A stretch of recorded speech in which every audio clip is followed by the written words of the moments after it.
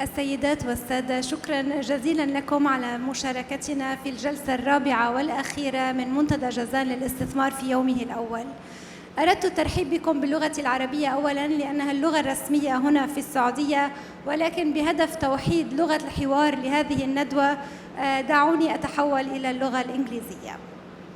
Ladies and gentlemen, thank you so much for joining us for the fourth and last session of the day at the Jazan Investment Forum. Allow me first to start by introducing my esteemed guests on this panel in order to discuss the special economic zone in Jazan and its pivotal role in revolutionizing the logistics sector in the region. Mr. Mohammed Al-Ghamdi, Director General of the Special Economic Zones, SEZ Affairs.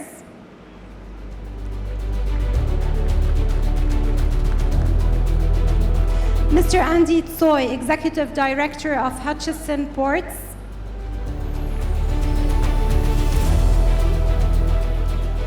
Mr. Awad Sulami, Executive Vice President of Economic Policies and Logistics Services at the General Authority of Civil Aviation. And last but not least, Mr. Li Zi, CEO of the Silk Road Company.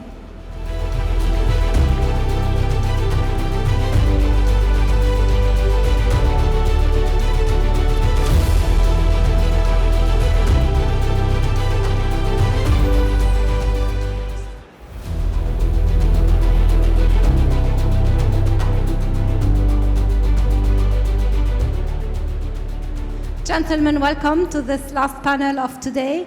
Let me first just give a brief idea about what we will be discussing today.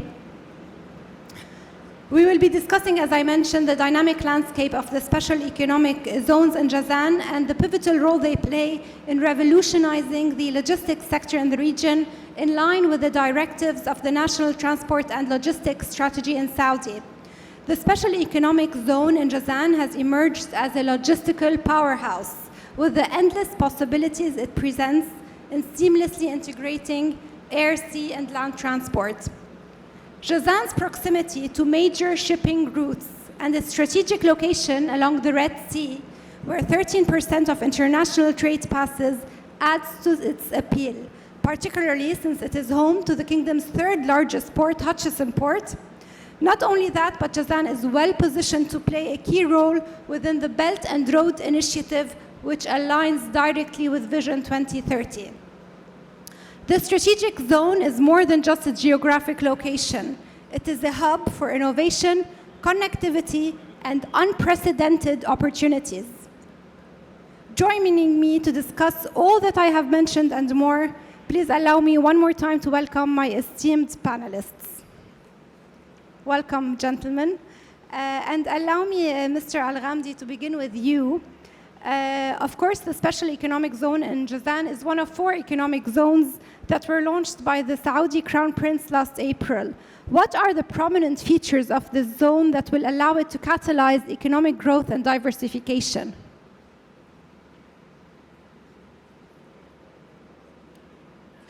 Thank you so much, Maya, and thank you for everyone for having me here. Thank you for the organizer for the nice forum that we are having. Being a member of EGZA management, I think it's a very good opportunity for me, for EGZA as a regulator for the special economic zones on the kingdom. They are the one who are licensing the zone as well as overseeing them.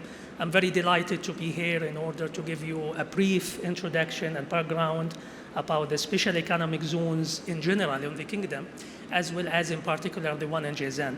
Please allow me, before we start, to express and raise our congratulations to His Royal Highness, Mr. Al-Amir Mohammed bin Salman, and the whole government and the Saudi nation for the great success for Saudi Arabia hosting the Riyadh Expo 2030. I believe that is a very great achievement as a continuation for the great transformation that His Royal Highness is leading the kingdom with. Back to your questions, Maya. I think, as you mentioned, His Royal Highness has launched the 4 economic zones back in April, and the main reason for that is to foster the Saudi economy is to attracting more FDI, to increasing our exports to the local, to international market, as well as mainly to attract, a cutting-edge technology. And the main important thing is to localize it within the kingdom there. As we all know that, the vision for the 2030, it is not becoming only the kingdom plan and the vision.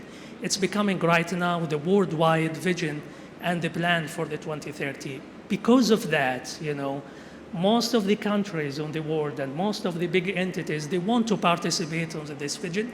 They want to have a kind of footprint within the kingdom in order to invest, so that the economic zone, the special economic zone that has been launched, and Jazan is part of it, is a tool for the foreigner investments, to introduce themselves within the zone, as well as to start practicing the investments there.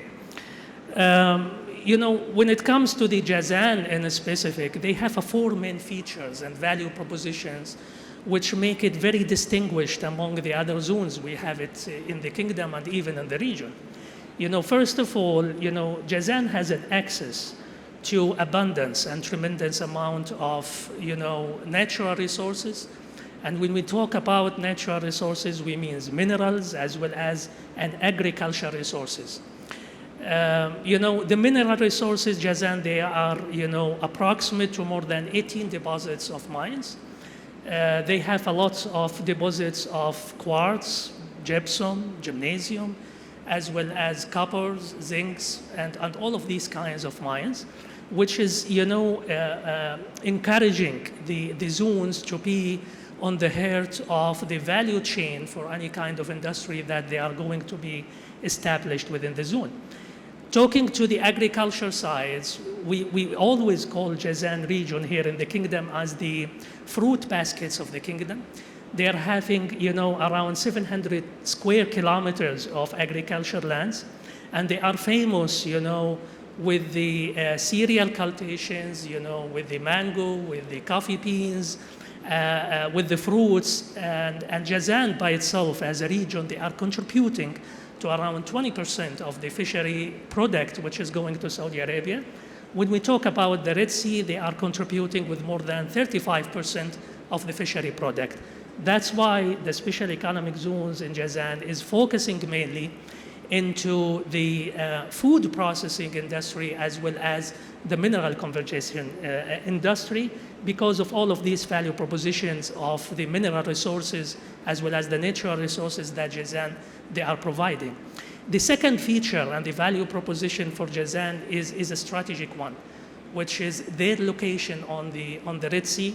And we all know that the Red Sea is one of the most important worldwide marine trade, which is contributing to around 13 to 15% of the world trade volume. Having Jazan on the Red Sea will give it, a great and tremendous, I would say, opportunity for having an access to the global market with a specific to European and African markets, as well as Jazan economic zone and the region itself. They can play a major role on some international initiatives like the Silk and the Build Chinese initiative with Jazan. They are becoming on the heart of it, which as I believe, my colleague Andy, and Lee, they are gonna to shed lights more about this one.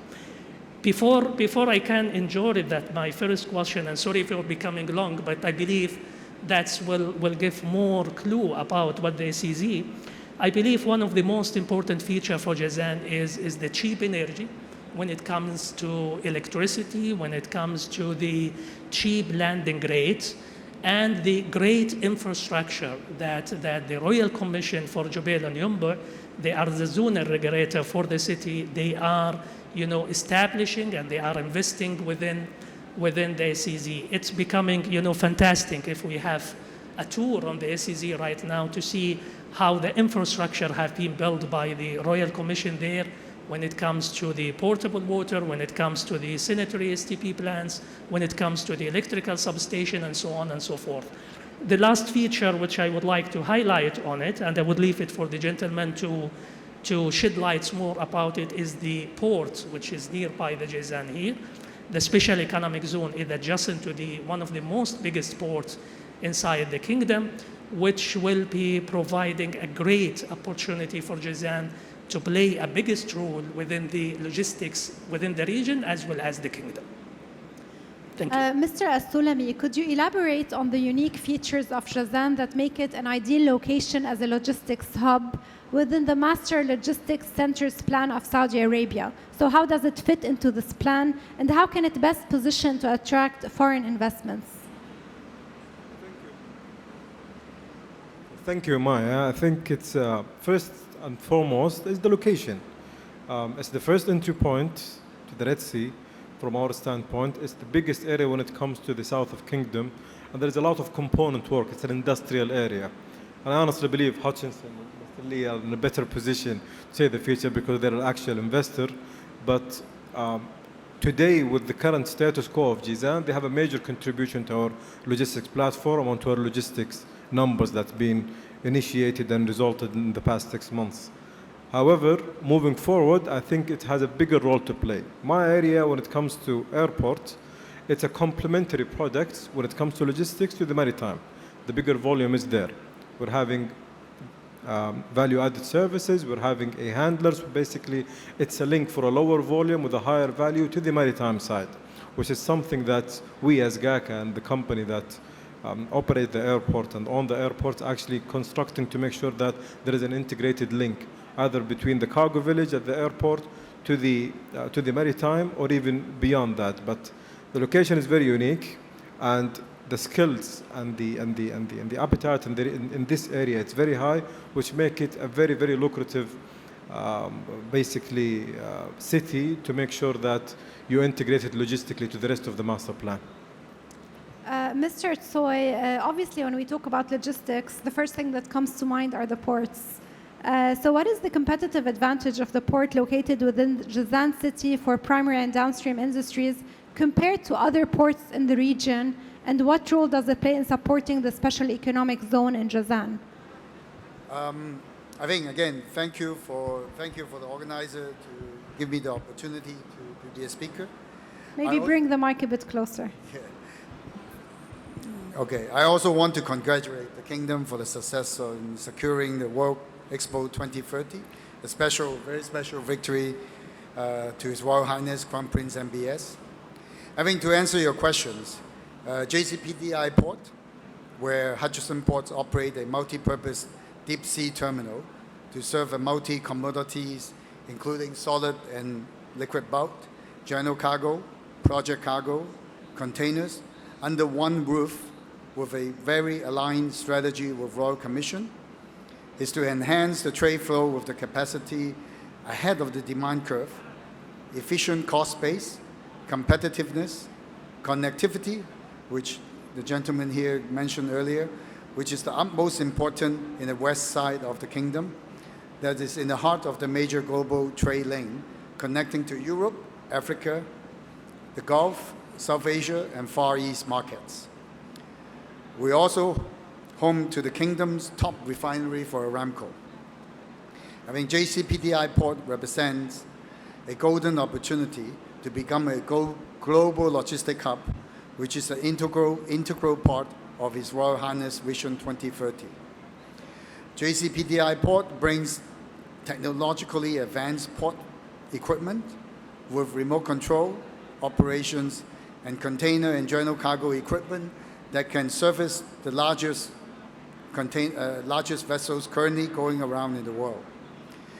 This will allow us to offer a cost-efficient operation model which connect to the regional ports as a start and eventually connect directly to overseas hub ports to unlock an efficient global logistic network for the traders in the Jazan area.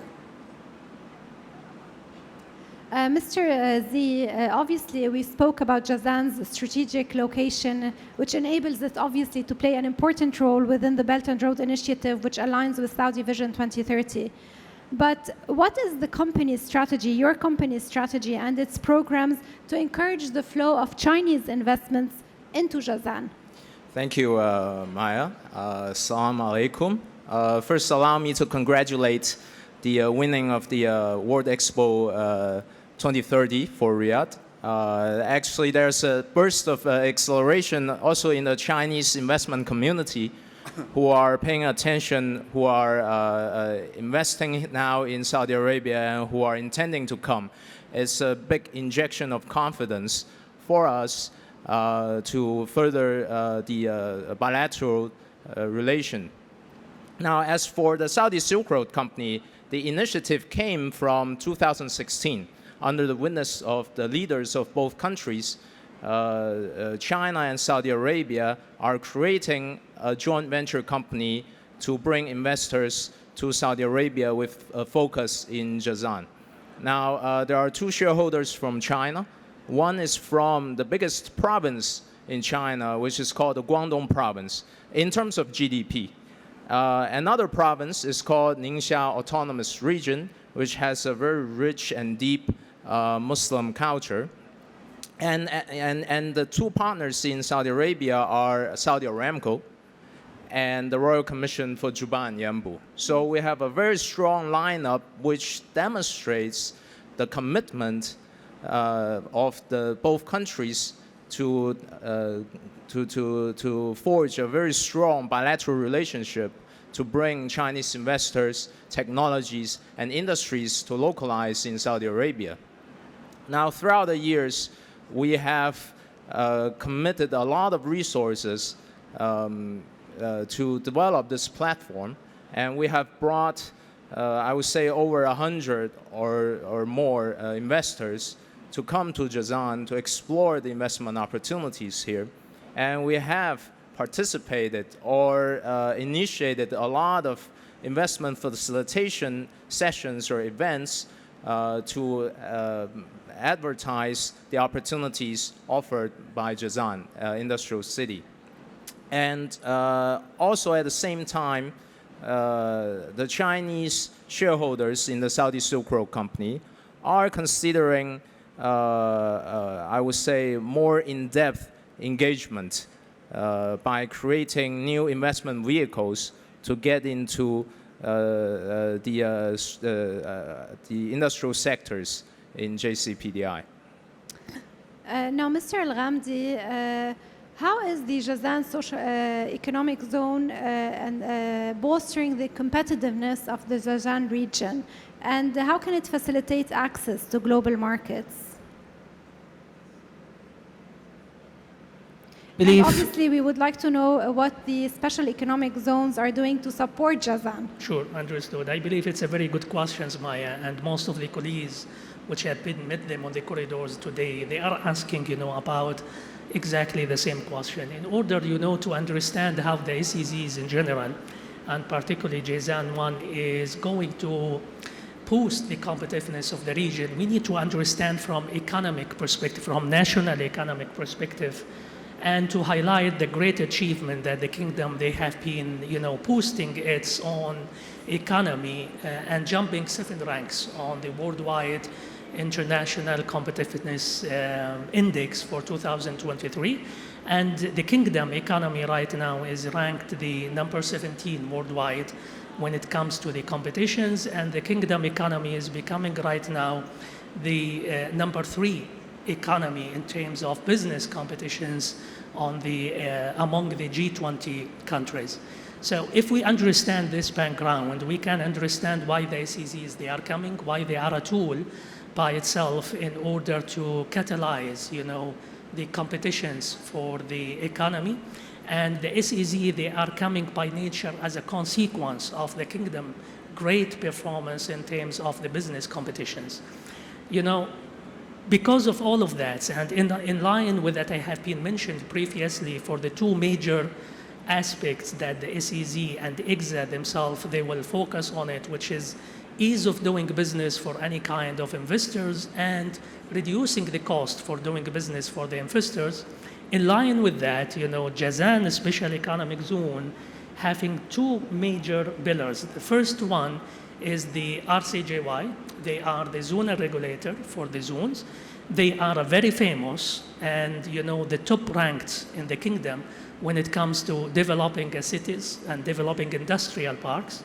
They are having more than 50 years of experience of developing those kind of things. And IGZA, they have been licensed JCY in order to establish the development of the zone. That kind of development will spill over to the region competitiveness when it comes to the construction sectors, building materials, and all these kind of things.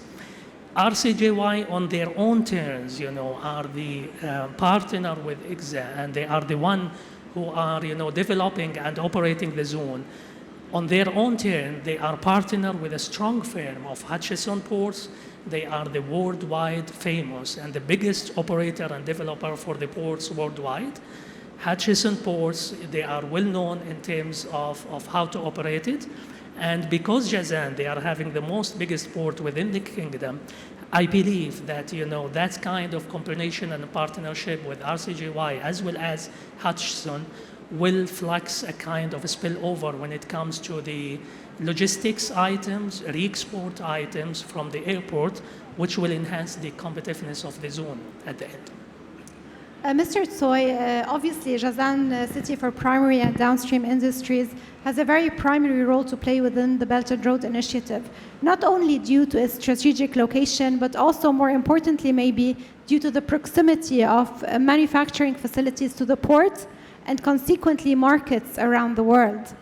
So how significant is the role of the port in achieving the ambitions of both Saudi Vision 2030 and the Belt and Road Initiative? That's a great question, Maya. I think you have to go back. Belt and Road Initiative has been a hot topic around the world. I think you have to look back. China and Saudi Arabia has a long history of bilateral relationship.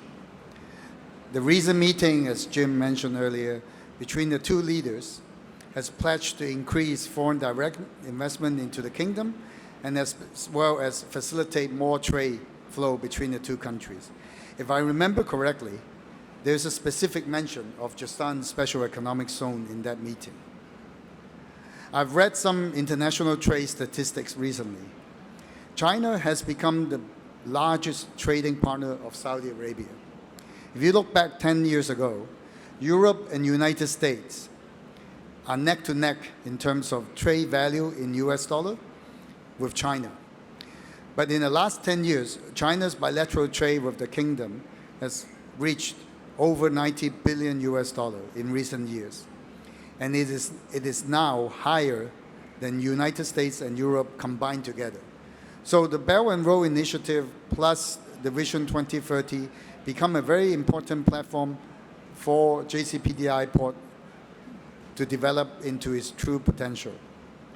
JCPDI port, strategically located at the entrance of Red Sea, is in perfect alignment of China's Belt and Road Initiative, which we sometimes call it Maritime Silk Road Initiative for this century. It is connecting and igniting growth in the traditional east-west trade route, which is already very important to begin with. Annually, 30% of global container traffic pass through the Red Sea, and an estimated 13% of the global trade value is in this trade lane. This is an illustration of the potential of JCPDI port in this trade lane, connecting to the global key markets as well as to the neighbors in the region. The role of JCPDI port is very simple. Our capacity has to be ahead of the demand curve. Our productivity has to be top-notch. Advanced technology has to be applied, some AI element to it, to ensure the efficiency for the port user, which is the importer and the exporters. Aggressive marketing and commercial promotions in the major world events, just like this one. These are basically our commitment, our KPI to World Commission from day one when we step into this project. How do you plan to achieve those KPIs? And how can you utilize Jazan's economy and people to achieve those goals? I think the JCPDI, the industrial zone, this development reminds us of what we have experienced in China many, many years ago. This is where we are. I think he mentioned cheap labors, infrastructure, energy, stable government, strong government to begin with, and proven record of foreign direct investment in the country in recent years. I have been running around in the kingdom for the last 21 years, and I've never seen a better investment environment now than ever before. I would like to move on to Mr. Z. And as we mentioned, obviously, Jazan will play a very important role within the Belt and Road Initiative. So what are the current and future projects of your company in Jazan, and what industries are the Chinese investors most interested in?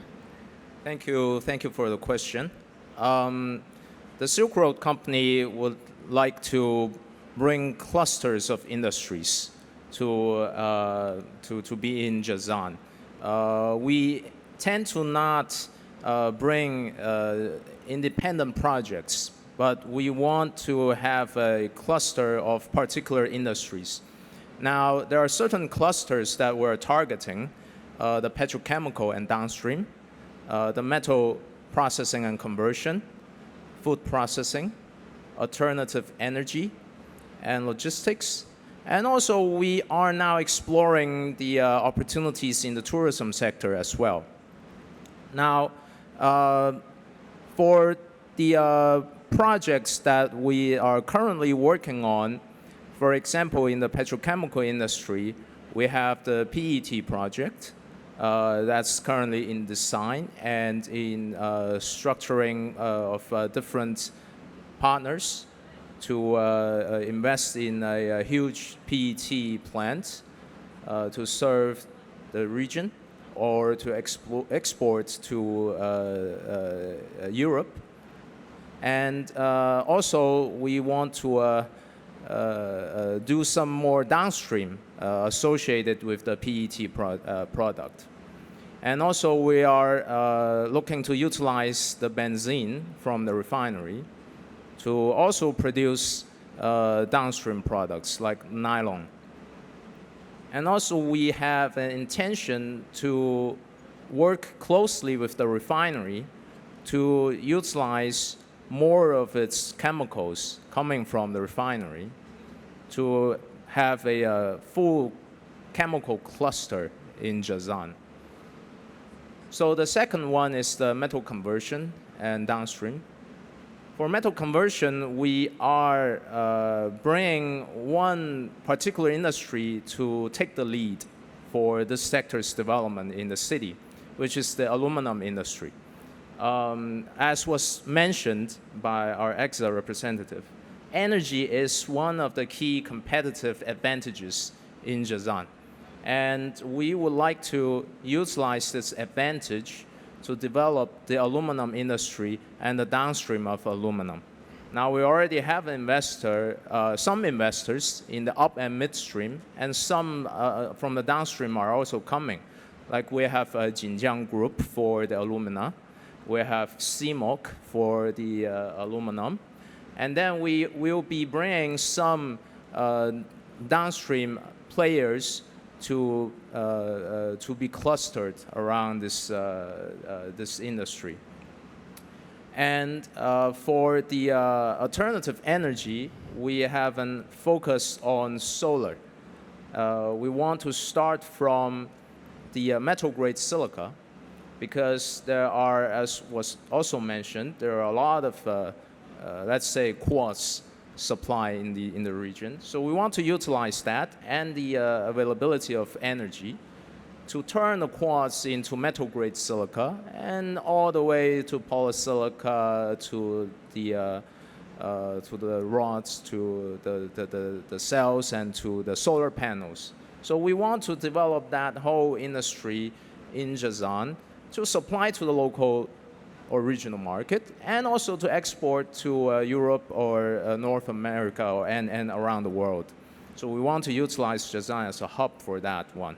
And also, we're actively engaging wind energy companies for different part of the windmill. Also for food processing, we are determined, as we are well aware, Jazan is the food basket for the kingdom. Yes. And we are exploring the opportunities here. We want to develop a strong cluster. And I believe from all these years in engagement with the kingdom, this sector possesses a particular strong opportunity for Chinese investors.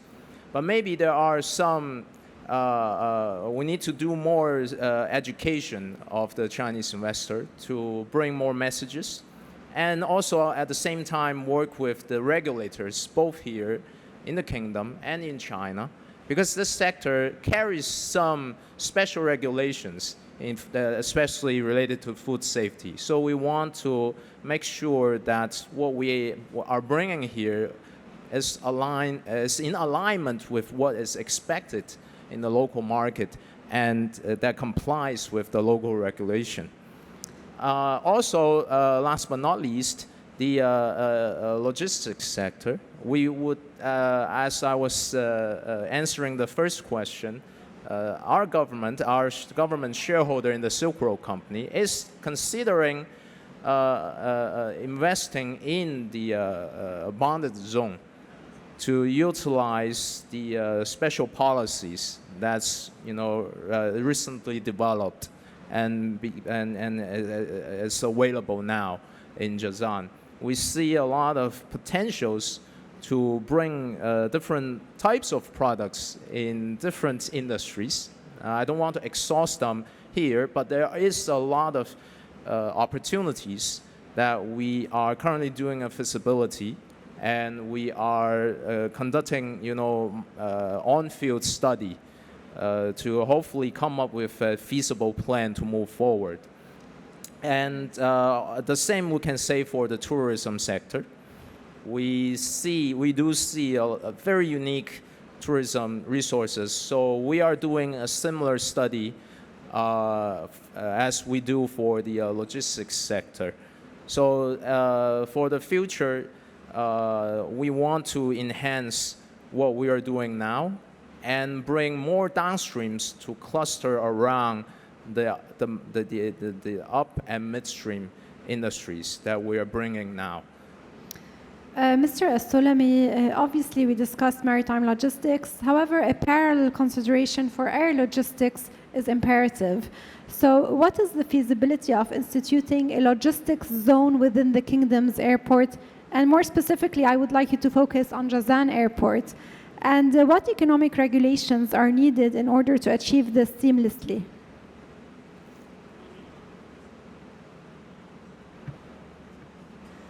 Well, knowingly there's a new airport, the new King Abdullah new airport, and it's beautifully situated between the industrial area, which is in Jizan. It's heavily connected.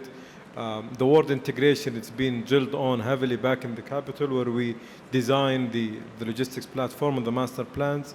So there will be a script in the airport, in Jizan Airport, which has a cargo village. So basically in the air freight world, you have three lines at the airport, which is tier number one, containing ground handlers to basically get shipments in and out. You have courier cluster, which is for basically UPS, FedEx, Naql or local companies. So it's a clearance for direct consumer and last mile. And you have a second line, which is a second tier, which what Lee was mentioning, which is a bonded warehouse product that currently doesn't exist in Jizan, which is highly needed. It's not in a big quantity or not big space, because aviation is a very thin and a very niche market when it comes to volume. It has a lot of value, but it's a low volume. How can you best implement that in Jazan? And are you looking at specific local partners in Jazan? Yes, well, it's open for local and international, because they both play in this arena. We have few freight forwarders that's actually having a humongous amount of volume in the kingdom. For example, Bahri Logistics, and we have Al-Majdu'i, and we have the big one, which is Kun al-Nagel, DB Shankar, and the rest of the bonded operator that we have them in the airport. The third tier, which is the third line, which is the special economic zones, the topic of this session. So GACA, we as the General Authority of Civil Aviation, we regulate aerospace and airport. And we have an additional mandate to regulate the special logistics zone within the airport lane. So we had the first one launched in 31st of October 2022. Apple was the first investor in the Riyadh zone, and they started their operation. I think they've cleared 2 million parcels, 2.5 million parcels so far, with re-export to Qatar, Amsterdam, and Kuwait. So the secondary option that we are doing right now, we finished the economical study for Dammam and Jeddah, so this is soon to be announced. And then we have 5 different airports which we are evaluating the establishment of tier number 3, which is special economic zones. To integrate the maritime, there is a word that we always say with the investor, it's a continuous link that is always in sync. So this is the economical study that we are trying to initiate in Dammam to bring value to whatever industrial activity that's going to happen in the city, because the activity that we govern in the free zone in the airport, it's containing light manufacturing and the exportation, the exportation. So it's heavily complementary to the activity that's being done, industrialization and maritime activity at the seaport. Mr. Al-Ghamdi, I want to mix my question with a question from the audience because I think they are quite complementary. So first of all, I would like to talk about the economic cities and special zones authorities' investor-centric approach in helping attract new business to the kingdom.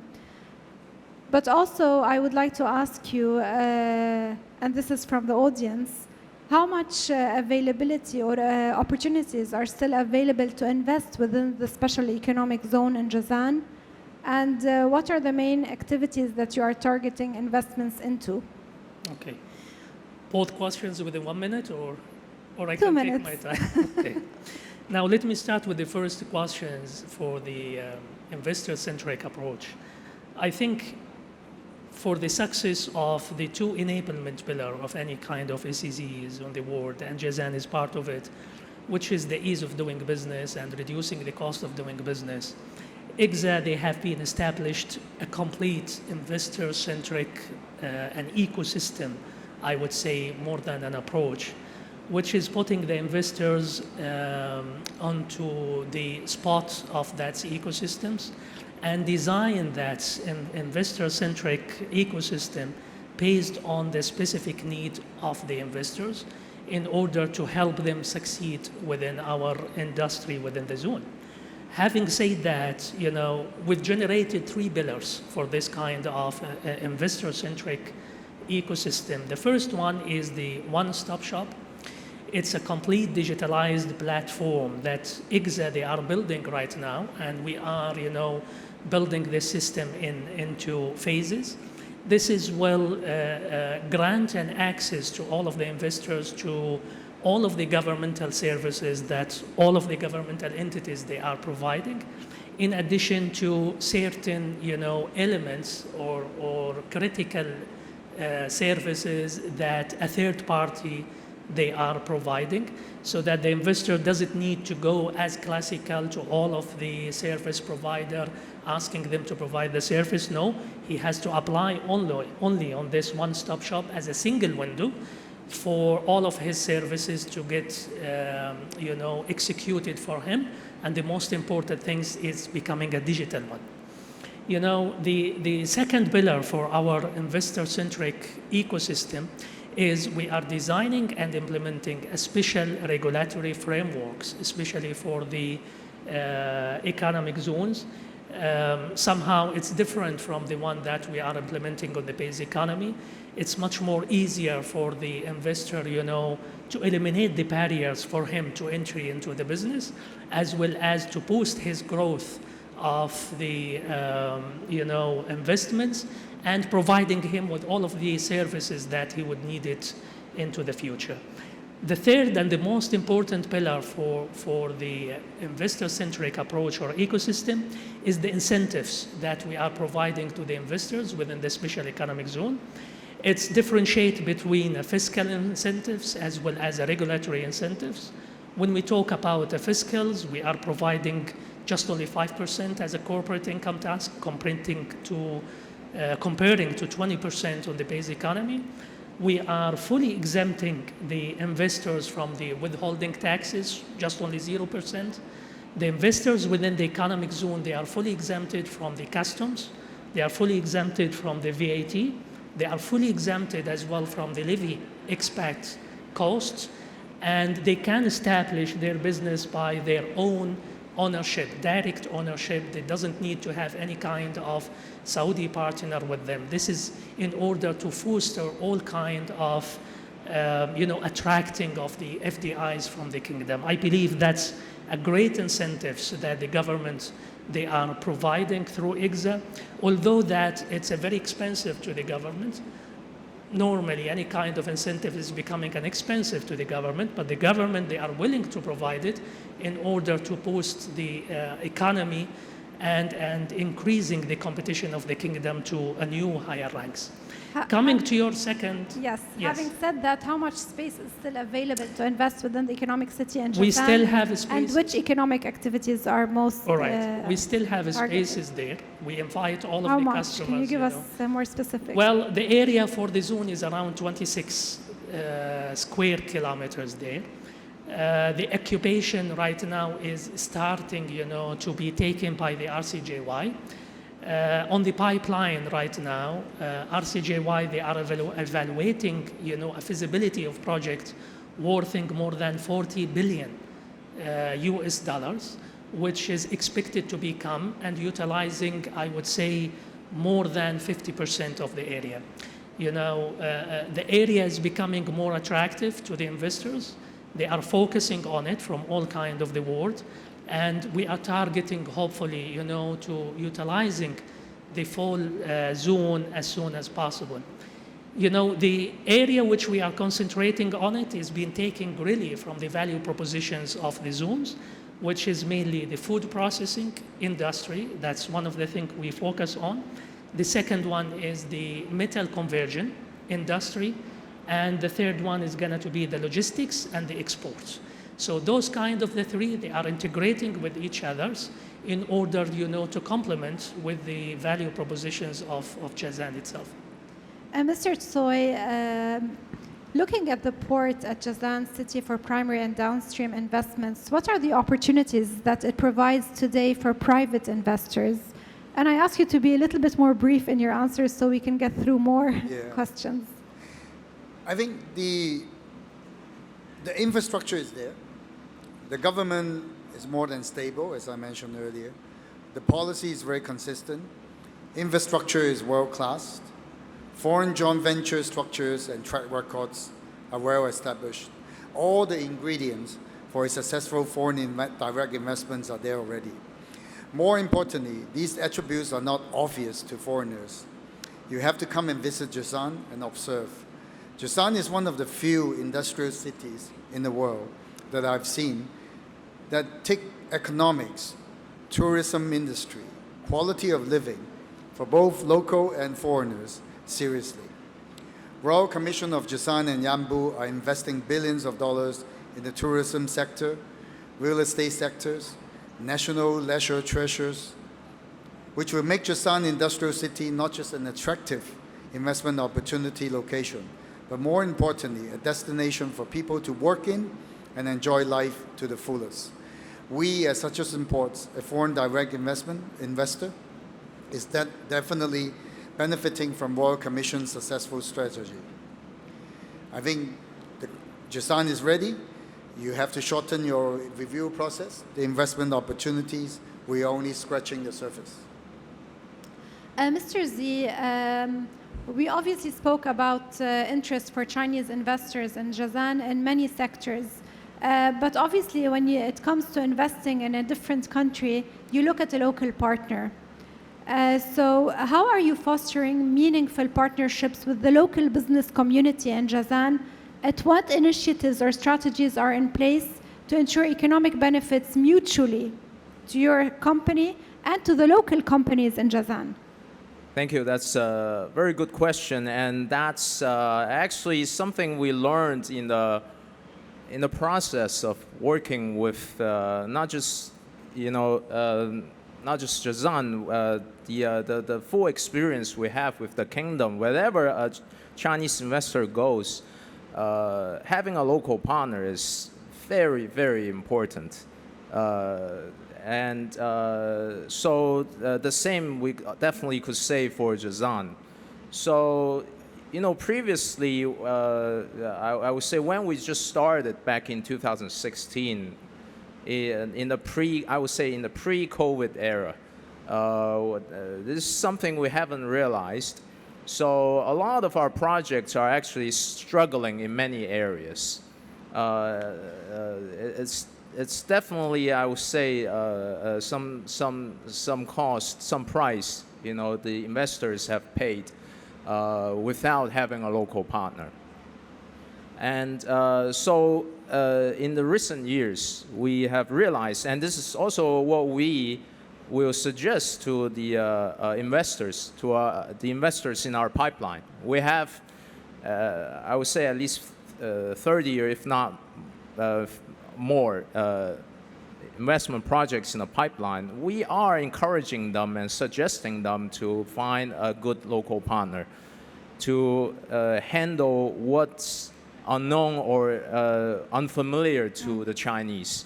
It's a very different investment community and environment for the Chinese.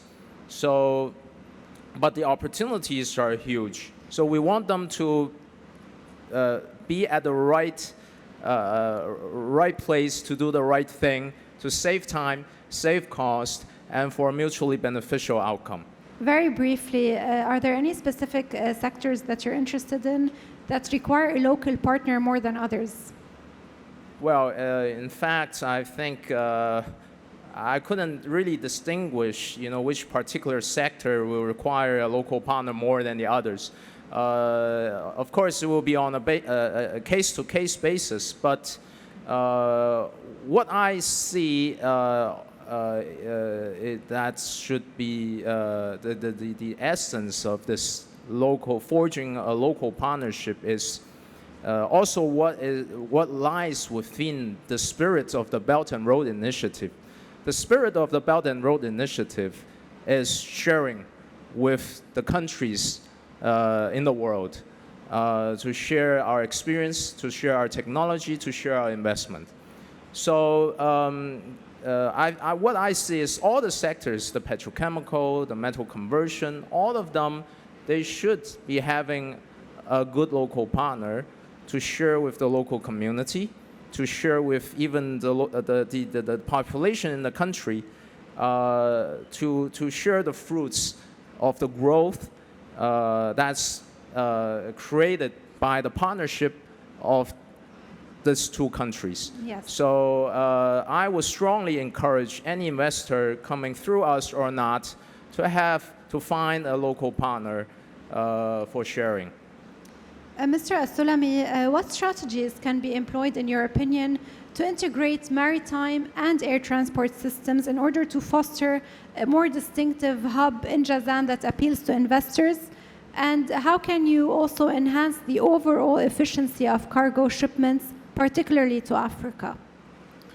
Well, I honestly believe we're beyond strategies. Strategies are there, and we have a clear roadmap in there. Actually, 3 weeks ago, we implemented the first air freight movement connected from Jeddah Islamic Port into King Abdulaziz Airport. So the plans on the document are there. It's been executed in collaboration with ZATCA, which is the Zakat and Tax Authority and Customs, with Mawani, which they're the custodian of the maritime, and they helped us in the Jeddah Islamic Port connection. So the integration as a tool, it's there, it's activated. It's just a matter of business now. What's the investors that's going to come and they say, I need to connect that. Basically, every single city in this coast is a gate of Africa. We always say that, okay, you have Jeddah Islamic Port and you have Cake, which is CAP as a port, and you have Bjazan, but it doesn't matter because it's different value proposition. You still need bunkering, you still need more activities. I know that I'm going out of the airport spectrum, but I'm a logistician, so I'm going to just tap into the maritime side. So we explained what's going to need to be done. I'm going to be brief on it in the airport, that the cargo village and Tier 1 and Tier 2 and Tier 3 when it comes to special economic zones, integrating that as a tool exists today. It's just a matter of bringing the volume and just let it flow. So there are plenty of opportunity. You look at the other side, for example, Djibouti, which we just came from there. We've got 5 maritime ports on that side, serving the continent. So any port or any multi-mode connection from the kingdom on this coast could be the service of Africa as a continent. I have a question from the audience for Mr. Z. And if you have any questions in the audience that you would like to ask, please get the mic ready and raise your hand so that you can have your question ready by the time Mr. Z answers this question. So someone is asking, where is the location or where is the Silk Road company based? And how are your rules and what are your rules and strategic objectives? Briefly, please. Yes, the Silk Road company, I would say, has 4 locations, 2 in China, 1 in Guangzhou, 1 in Yinchuan, where the 2 Chinese shareholders are located. And also we have presence in Riyadh and, of course, Bjazan. As for the strategies or the objectives of the Silk Road, I think it comes to the answer of my first question. It's a government bilateral platform between Chinese government and the Saudi government to bring Chinese investors, technologies, industries, investments to localize in Saudi Arabia with a focus in Bjazan. Now, we are doing this, really to, I would say, to promote our Belt and Road Initiative. And we acted on behalf of also our national government, I would say, to develop the Bjazan industrial city. So through us, we have a lot of different projects, and we really look forward, I want to reiterate it, to work with the local community. We have a lot of opportunities. We want to hear from what you want to offer and how you can, or if you have any interest, to work with the Chinese investors, we want to hear from you. And we have a lot of projects in the pipeline. One of them might match your interest. Thank you, Mr. Z. As time is running out, I'm going just to address a common question to all of you in the last 1 or 2 minutes of this session. And if you can just answer very briefly, please, and cap your answers at 1 minute at most. I would like to know your last thoughts as to the opportunities in Bjazan, and how would you address investors today looking at Bjazan and your specific sectors? What is needed? What do you, in order to propel the visions and targets that you have? Mr. Al-Ghamdi, let's begin with you. All right. In very brief, my message to all of the investors that we have been built the SEZ for you, for Bjazan. And everything around the SEZ there, it's been built around your needs. So, my message is utilize the opportunity that the SEZ in Bjazan is providing, as we explained right now. We are ready to host you there through our investor-centric ecosystem that we have been explained. Utilize the excellent investment environment that the kingdom they are providing. And, come to invest on the SEZ, and let's not to, hesitate, to spend there, because we are sure that anything you're going to spend it there, the return of it is going to be so high. We're going to work hand by hand with you as a governmental entity in order to pave the road, in order to make any kind of difficulties for you solved. And last but not least, we've got a booth on the exhibitions, and please, we are welcoming everyone to come, and we can give a very detailed, answer to your question. So thank you so much. Mr. Tsoi? I'm going to keep it very simple. I think for us as a foreign investor, the key is what you can bring to Bjazan, what you can contribute. I think a lot of investors look at financial return, how much it costs the investment. I think for us, under the leaderships and guidance and support from Royal Commissions, we have very clear KPI. From day one, we know we can build a solid partnership with Royal Commissions. We know what we can bring to the table, And this investment opportunity is sky is the limit to us. Thank you. Mr. As-Sulami. I'll keep it simpler. I think it's, I 100% agree about the value that you're going to bring in, and we as a government, we only can provide enablement. Whatever legislative support that's going to be required is going to be there for the investor, and that's a promise. And we've been doing it for year over year since the vision have started. Three main sectors, I would say agriculture, petrochemical downstreaming, and logistics. It's very simple because, again, Jazan is not a greenfield project. It's plus million population. It's perfectly situated, and whoever is going to invest is going to be one of the founders who get this incentive and privileges of making this area one of the hubs that's going to be one day. And last but not least, Mr. Z. I would like to reaffirm the commitment of the Chinese government on the development of Jazan. There is no second thought from our side that we will continue to commit to bring Chinese investors and to commit more resources to the development of Jazan. And the advice I have after all these years of dealing with the Chinese investors is conduct more field studies, have more communications with different entities, and be fully prepared. And I wish Jazan all the best. Thank you so much. I would like to thank you all for your valuable input this afternoon. And thank you to the audience who were very attentive during this session. Thank you all for attending this session. And I wish you a very productive day tomorrow.